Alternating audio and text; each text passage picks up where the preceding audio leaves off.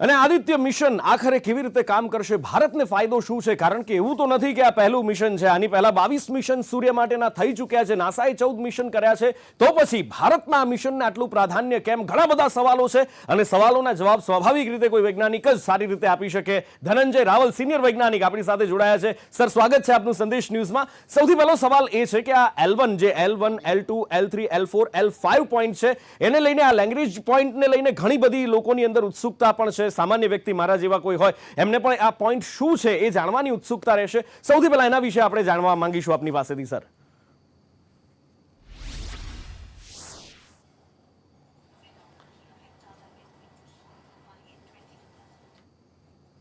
Time તમે block કરી લો છો ને પછી કંઈ કામ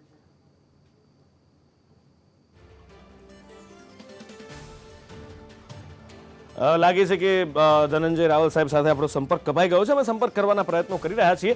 પણ સૂર્ય ઉપર અત્યાર સુધીમાં કુલ 22 મિશન થયા છે. નાસાએ 14 મિશન કર્યા છે અને આ ઇસરોની અત્યારે તસવીરો અમે આપને બતાવી રહ્યા છીએ કે જ્યાં આગળ વૈજ્ઞાનિકો તૈયાર છે આદિત્ય L1 ને લોન્ચ કરવા માટે. લેંગ્રેજિયન બિંદુ L1 સુધી પહોંચાડવાનું છે. ધનંજય રાવલ સાહેબ જોડાઈ ચૂક્યા છે. સર, આપની પાસેથી આ લેંગ્રેજિયન પોઈન્ટ છે એના વિશે જાણવા માંગીશું. આખરે આ 15 લાખ કિલોમીટર દૂર, આમ તો 15 કરોડ કિલોમીટર દૂર છે સૂર્ય, પણ એનો 1% આપણે અંતર કાપવાનું છે ને ત્યાંથી સૂર્યનું આપણે જે અધ્યયન કરીશું એના વિશે થોડું વિસ્તારથી જાણવા માંગીશું.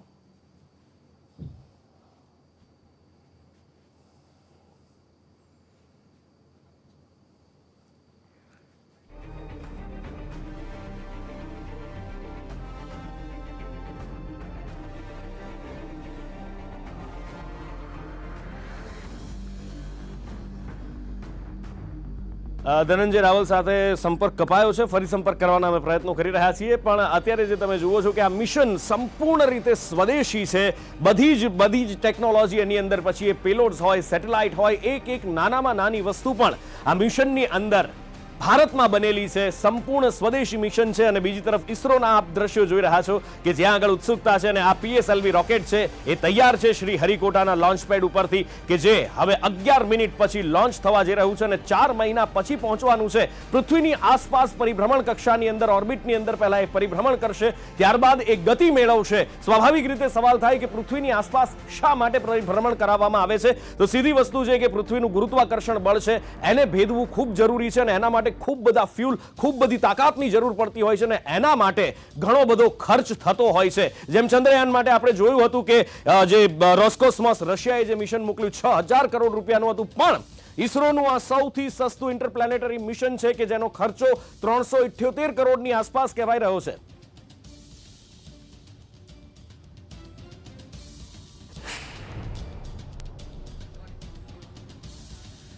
चंद्रयान 3 की सॉफ्ट लैंडिंग के ठीक 9 दिन बाद भारत का आदित्य L1 अपने मिशन पर 11:50 पर निकलेगा. हमारे साथ बातचीत करने के लिए नेहरू तारामंडल की प्रोग्राम मैनेजर प्रेरणा चंद्रा है. मैम, चंद्रयान 3 से कैसे ये अलग है, इसका क्या एजेंडा है, क्या गोल है, सबसे पहले इसके बारे में बताइए. और खास करके जिस तरह से उसकी लॉन्चिंग हुई थी और जिस तरह से पृथ्वी का ऑर्बिट का वो चक्कर लगा करके मून ऑर्बिट में गया हुआ था, इसका किस तरह से चक्कर होने वाला है? जी बिल्कुल. पहले तो ये चंद्रयान से बिल्कुल अलग है. चंद्रयान में बात करी थी हमने चंद्रमा की. आदित्य L1 जो है वो सूर्य के बारे में डाटा इकट्ठा करेगा और सूर्य पे भारत की पकड़ को स्ट्रॉन्ग करेगा. सूरज को समझना हमारे लिए क्यों इम्पोर्टेंट है? सूरज हमारा सबसे करीबी स्टार है, सबसे बिगेस्ट स्टार भी है, और सूरज की एनर्जी को हम सम वे और दी अदर फॉर्म में यूज़ करते हैं. तो उसको समझना हमारे लिए बहुत ज़रूरी है. साथ ही साथ सूरज में बहुत सी गतिविधियाँ होती रहती हैं over the period of time. उसमें मैक्सिमा होता है, करोनल मास इजेक्शन होता है, केमिकल प्रोसेस जो है वो होते रहते हैं. तो वो समझना, साथ ही साथ उसका क्या इम्पैक्ट रहेगा स्पेस वेदर पे, ये सारा जो ऑब्जेक्टिव है, उसके कोर को समझना, उसके टेम्परेचर को समझना, उसके किस तरह से बनावट है उसको समझना, आदित्य L1 के माध्यम से हम इस ऑब्जेक्टिव को समझ पाएंगे. अच्छा, कहा जा रहा है कि आदित्य L1 में 7 तरह के उपकरण लगाए गए हैं. वो किस तरह के उपकरण हैं, क्या क्या वो अपना काम करेंगे? जी, वो उसके photosphere, chromosphere, temperature, coronal mass ejection जैसी गतिविधियों को एनालिसिस करेंगे. और ये जो पेलोड्स हैं इसमें कुछ ऐसे हैं जो इन सीटू एक्सपेरिमेंट करेंगे, जो वहीं experiment on the spot experiment कर उसके रिजल्ट को रिलीज करेंगे. तो इसरो उसको जल्दी ही सबके साथ साझा करेगा कि किस तरीके के डाटा, किस तरीके की गतिविधि जो है वो सूर्य में होती है और उसका सोलर एटमॉस्फेयर पे क्या असर पड़ता है. मुझे एक और चीज़ पता थी कि जब L1 पॉइंट पे ये पहुंचेगा तो वहां पे इसका किस तरह का मूवमेंट होगा? L1 पॉइंट है, पहले तो इसको समझें कि L1 पॉइंट है क्या। कोई दो खगोलीय पिंडों के बीच का वो पॉइंट है जहां पर दोनों का गुरुत्वाकर्षण जो है वो बराबर हो जाता है, मतलब उस पर असर नहीं करता। तो वहां पर क्राफ्ट घूमता रहेगा क्योंकि दोनों ही बॉडी जो है उसको ना अपनी तरफ पुल कर पाएंगी, तो वो एक हेलो ऑर्बिट में गोल गोल घूमता रहेगा। तो दिस इज L1, ये लेग्रांज 1 पॉइंट कहलाता है। इस तरीके के 5 पॉइंट हैं। अगर हम लेग्रांज 2 की पॉइंट 2 की बात करें तो वहाँ पर नासा का जेम्स वेब टेलीस्कोप स्थित है जो डीप स्टडी करता है स्पेस की।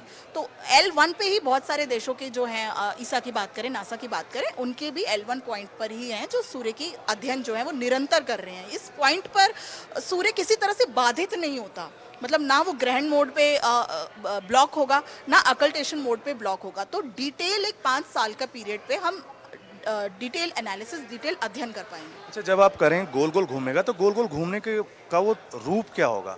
क्या जैसे ऑर्बिट में जैसे घुमा जाता है उस तरह से होगा या नहीं, ऐसे ऐसे गोल गोल घूमेगा। कितनी रेंज में घूमेगा? L1 पॉइंट पे ही वो घूमता रहे, L1 पॉइंट पे ही वो गोल गोल घूमता रहेगा और उस पे जो पेलोड है वो सन से जो डाटा है वो कलेक्ट करते रहेंगे। अच्छा, उस वक्त उसको एनर्जी कहाँ से मिलेगी? क्या कम एनर्जी में वो काम करता रहे? बिल्कुल कम, वहाँ पर एनर्जी की ज़रूरत नहीं है क्योंकि जो एटमॉस्फेयर है वो वहाँ पर उसको स्थिर रखने में मदद करेगा और वो निरंतर वहाँ पर घूम के जो उस पर पेलोड लगे हैं वो उनसे डाटाज जो है वो सतह के डाटाज जो है वो सैंपल्स ले। अच्छा, लास्ट क्वेश्चन कि जब इसकी लॉन्चिंग की जाएगी तो कितनी ऊंचाई पे इसको छोड़ा जाएगा? कितना चक्कर पृथ्वी का ये लगाने के बाद जो 15 लाख किलोमीटर है वहाँ पे पहुँचेगा और कितने दिन में पहुँचेगा? 4 महीने का ड्यूरेशन है जो ये पहुंचने का जो समय है वो लगाएगा और टोटल मिशन की अगर बात करें तो लगभग 5 साल ये वहाँ पर सन का ऑब्जर्वेशन जो है वो करेगा। લાગે છે કે ધનંજય રાવલ સાહેબ સાથે આપણો સંપર્ક કપાઈ ગયો છે। અમે સંપર્ક કરવાના પ્રયત્નો કરી રહ્યા છીએ, પણ સૂર્ય ઉપર અત્યાર સુધીમાં કુલ 22 મિશન થયા છે। નાસાએ 14 મિશન કર્યા છે અને આ ઇસરોની અત્યારે તસવીરો અમે આપને બતાવી રહ્યા છીએ કે જ્યાં આગળ વૈજ્ઞાનિકો તૈયાર છે આદિત્ય L1 ને લોન્ચ કરવા માટે લેગ્રેન્જિયન બિંદુ L1 સુધી પહોંચાડવાનું છે। ધનંજય રાવલ સાહેબ જોડાઈ ચૂક્યા છે।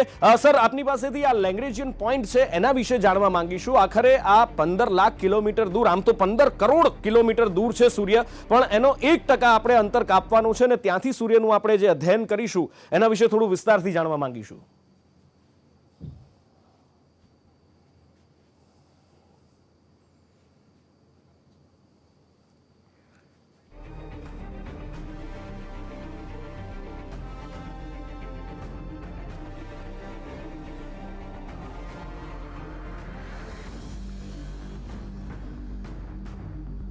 ધનંજય રાવલ સાથે સંપર્ક કપાયો છે, ફરી સંપર્ક કરવાના અમે પ્રયત્નો કરી રહ્યા છીએ, પણ અત્યારે જે તમે જુઓ છો કે આ મિશન સંપૂર્ણ રીતે સ્વદેશી છે। બધી જ ટેકનોલોજી એની અંદર, પછી એ પેલોડ્સ હોય, સેટેલાઇટ હોય, એક નાનામાં નાની વસ્તુ પણ આ મિશનની અંદર ભારતમાં બનેલી છે। સંપૂર્ણ સ્વદેશી મિશન છે અને બીજી તરફ ઇસરોના આપ દ્રશ્યો જોઈ રહ્યા છો કે જ્યાં આગળ ઉત્સુકતા છે અને આ PSLV રોકેટ છે એ તૈયાર છે શ્રી હરિકોટાના લોન્ચ પેડ ઉપરથી કે જે હવે 11 મિનિટ પછી લોન્ચ થવા જઈ રહ્યું છે અને 4 મહિના પછી પહોંચવાનું છે પૃથ્વીની આસપાસ પરિભ્રમણ કક્ષાની અંદર, ઓર્બિટની અંદર પહેલા એ પરિભ્રમણ કરશે, ત્યારબાદ એ ગતિ મેળવશે। સ્વાભાવિક રીતે સવાલ થાય કે પૃથ્વીની આસપાસ શા માટે પરિભ્રમણ કરાવવામાં આવે છે? તો સીધી વસ્તુ છે કે પૃથ્વીનું ગુરુત્વાકર્ષણ બળ છે એને ભેદવું ખૂબ જરૂરી છે અને એના માટે ખૂબ બધા ફ્યુલ, ખૂબ બધી તાકાતની જરૂર પડતી હોય છે અને એના માટે ઘણો બધો ખર્ચ થતો હોય છે। જેમ ચંદ્રયાન માટે આપણે જોયું હતું કે જે રોસ્કોસ્મોસ રશિયાએ જે મિશન મોકલ્યું 6000 કરોડ રૂપિયાનું હતું, પણ ઇસરોનું આ સૌથી સસ્તું ઇન્ટરપ્લેનેટરી મિશન છે કે જેનો ખર્ચો 378 કરોડની આસપાસ કહેવાઈ રહ્યો છે।